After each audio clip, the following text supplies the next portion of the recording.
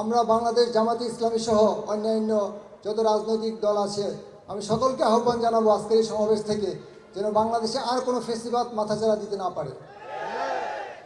যদি আর কোনো ফেসিবাদ মাথাচাড়া দেওয়ার চিন্তা করেন তাহলে আমি এই সমাবেশ থেকে আমি শহীদের পিতা হিসাবে আমি বলতে চাই আপনারা সবাই সজাগ থাকবেন যে আমরা কিন্তু বসে থাকবো না। আমরা সর্বস্ব হারিয়েছি। এই জুলাই আন্দোলনে মিনিমাম 2 লক্ষ প্রাণ শহীদ হয়েছে, 20,000 যুদ্ধাহত, 20,000 বিপ্লবী যোদ্ধা। এখনো পর্যন্ত ডক্টর ইউনূস সাহেবের সরকার ইন্টারিম গভর্নমেন্ট তারা কোনো গ্যাজেট প্রকাশ করেন নাই। তাদের যারা এখনো হসপিটালে চিকিৎসাধীন আছে তাদের কি মর্মান্তিক অবস্থা আমি নিজের চোখে দেখে এসেছি। তাদের সঠিক চিকিৎসা, তাদের সঠিকভাবে তাদের পুনর্বাসন, সেই ব্যাপারে কোনো রকম আমরা গাইডলাইন এখনও পাচ্ছি না। আমি এর কারণস্বরূপ বলতে পারবো ইউনূস সাহেব অত্যন্ত ভালোভাবে দেশ চালানোর চেষ্টা করতেছেন। ওনার আন্তরিকতার কোনো অভাব নেই।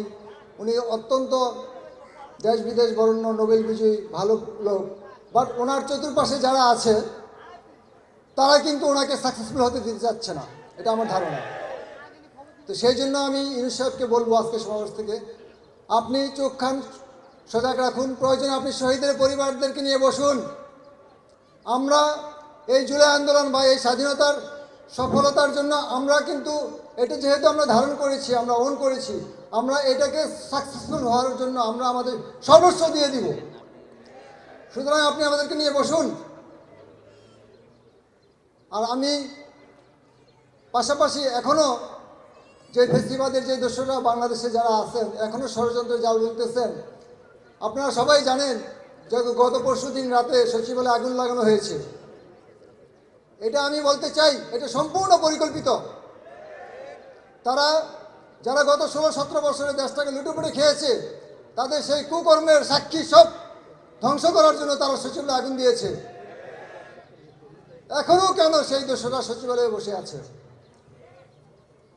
আমি ইন্টারিম গভর্নমেন্টকে বলবো আপনি যদি এখনও সতর্ক না হন, আপনি যদি এখনও তাদেরকে ঘাড় ধাক্কা দিয়ে সচিবালয় থেকে বের না করেন তাহলে কিন্তু একটার পর একটা ষড়যন্ত্র চলতেই থাকবে।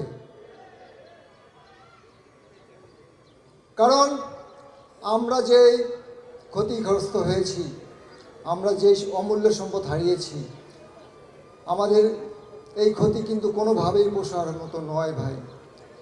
কারণ আমি আমার একমাত্র সন্তান হারিয়েছি, আমার মতো আর অনেক শহীদ পরিবার যারা তাদের একমাত্র সন্তানকে হারিয়েছে। আমাদের কিন্তু প্রতিদিনই বুকে রক্তক্ষরণ হয়।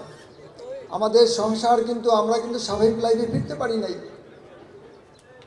আমার ওয়াইফ এখনও তার সন্তানের পুত্র সুখে এখনও প্রায় ট্রমাটাইজড। আমি আর কি বলবো। সুতরাং আমাদেরকে আপনারা আর কষ্ট দিবেন না।